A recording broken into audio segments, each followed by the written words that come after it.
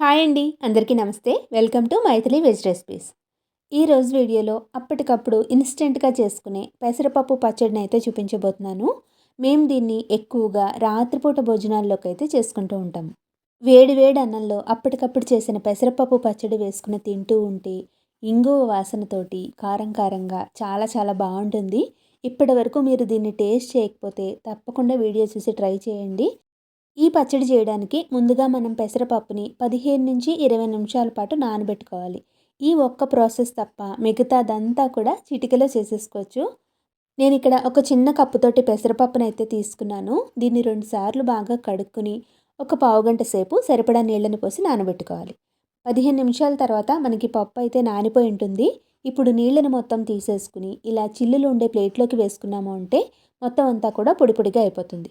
పచ్చడి చేసుకోవడానికి ఇలా పొడి పొడిగా పప్పు ఉండేలాగా చూసుకోండి. ఒకవేళ మీకు తడి ఎక్కువగా ఉంది అంటే ఏదైనా పొడి క్లాత్ మీదకి వేసుకుని ఒక్కసారి తుడుచుకుని తీసుకోండి.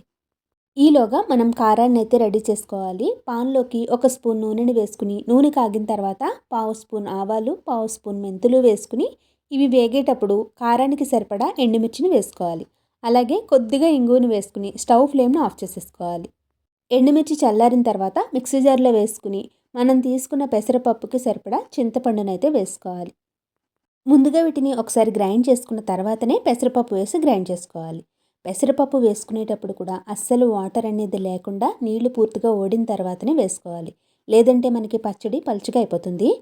పెసరపప్పు మనకి ఎక్కువ ఉప్పు పట్టదు కాబట్టి చూసుకుని వేసుకోండి. అలాగే కొద్దిగా పసుపుని వేసుకుని పల్సెస్ ఇచ్చుకుంటూ పచ్చడి మనకి మరీ మెత్తగా కాకుండా కొంచెం బరకగా ఉండేలాగా గ్రైండ్ చేసుకోవాలి.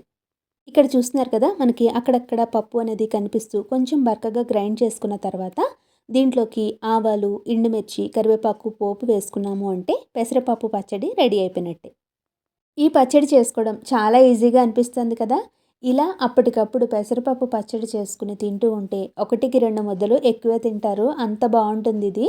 లేట్ చేయకుండా మీరు ఈ రెసిపీని తప్పకుండా ట్రై చేసి మీకు టేస్ట్ ఎలా అనిపించిందో నాకు కింద కామెంట్ బాక్స్లో మీ ఫీడ్బ్యాక్ని తెలియచేయండి.